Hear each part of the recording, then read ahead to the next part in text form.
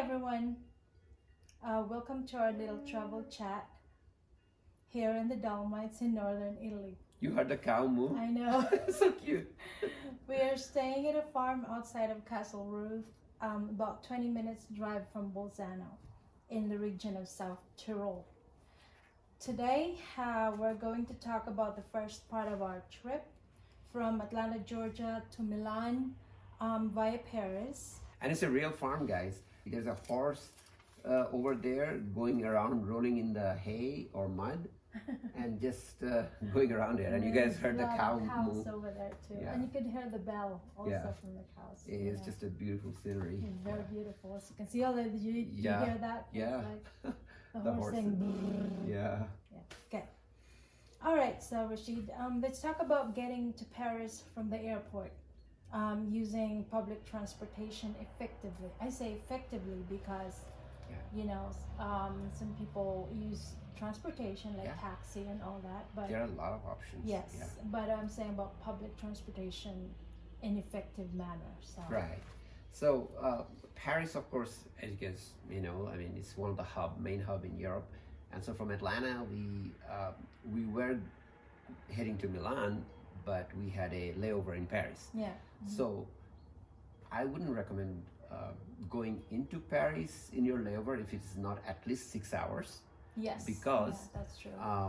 the transportation and being able to enjoy sights and scenery and coming back, and then you have to go through customs and all that, or immigration, since you're entering Europe. In our case, that is the entry point. Yeah. So that's another thing you have to see, is that if you're coming from US or Canada or other places and Paris is your entry point, then be prepared to spend some time through the EU immigration, right? Yeah. And also you have to prepare for a little bit of time. If you get lost, you don't know where to go. Right. I mean, it's Right. very important that you see the signs. Yeah. In our case, we actually, Glenda asked one of the person, I think, on the shuttle train, near the shuttle train, and they were very helpful. So Yes. people are typically helpful. Basically, to summarize how to get to Paris, you have several options. There are two big airports in Paris, Charles de Gaulle, where we were. They call it CDG, Airport Court. And the other is, I think, Orly.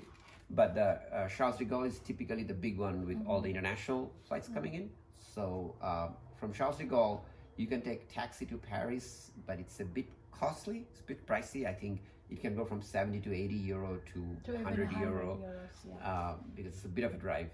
And also you have to be mindful about the jam, the traffic jam in Paris, if you're going to the city center. If you're on a layover, city center is where you want to go, and that's pretty much, you want to get as close as possible to the area around the Louvre or Notre Dame, because that's where it's about 7 to 8 kilometers of area where all the very good stuff to see, Eiffel Tower and all that are.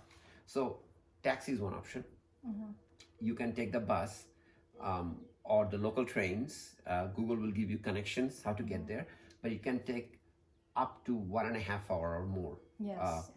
The suggested way, I mean, we would suggest, if you want to go fast, is the RER Express train. And that express train is connected, the terminal is connected straight to the airport. Yes. You just have to walk and follow the RER Express. You can even ask others, is the RER Express B line. You just follow the signs, ask people, and then once you get to the terminal, you buy the ticket right there. There are attendants who will help you actually to decide.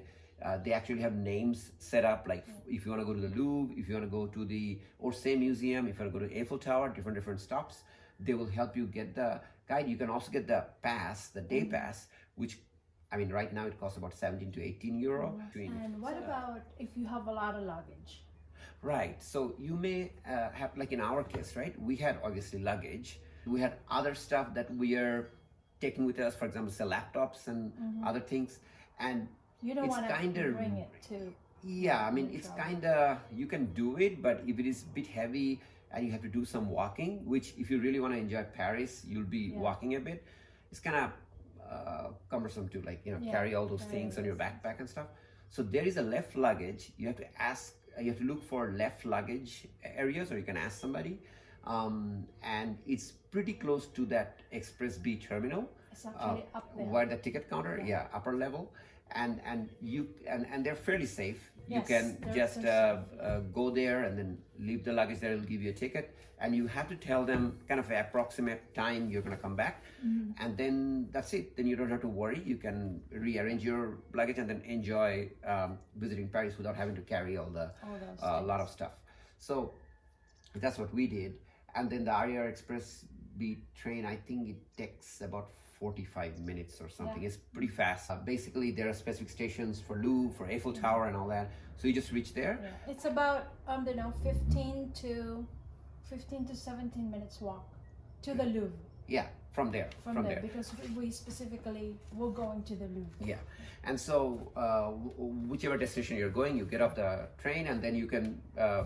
Another thing to mention is that you should have at least some connectivity with your phone carrier to have the connection while you're in Paris, because otherwise just asking people gets a little difficult. I mean, you can, when you're inside an airport or train terminal, it's okay, but once you're outside, it's really helpful to have one. And we used T-Mobile. I think most major carriers are fine. Verizon, AT&T, whichever one you're using from US or Canada, should be fine. One thing to note is that T-Mobile is actually Deutsche Telekom, which is a German company, and so they have very good coverage in Europe. Like, you don't have to get any international extra pass like Verizon on those. So once you get off that station, right, and you're heading to your destination, you can use Google Maps or something similar to do the walk.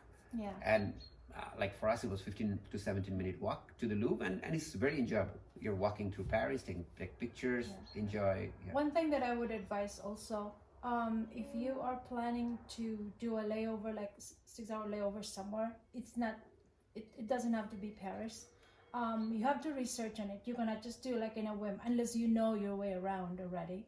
Right. So not in a whim like, oh yeah, we're just going to Paris. No, you gotta at least research a little bit. Okay, so let's talk about places to visit in Paris, specifically in Paris during a layover. Right.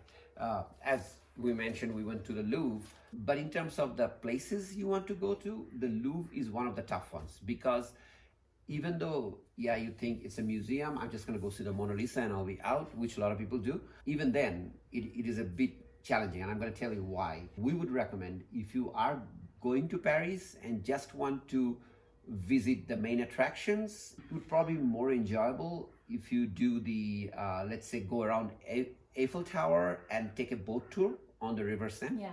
You get to see a lot of those things right from the boat while you're not walking, and it's a very enjoyable experience. And then have lunch somewhere. Yeah. Orsay Museum has one of the best collection of artwork in the world. And Vincent van Gogh's Star Night, I think, is over there in Orsay Museum. Yeah.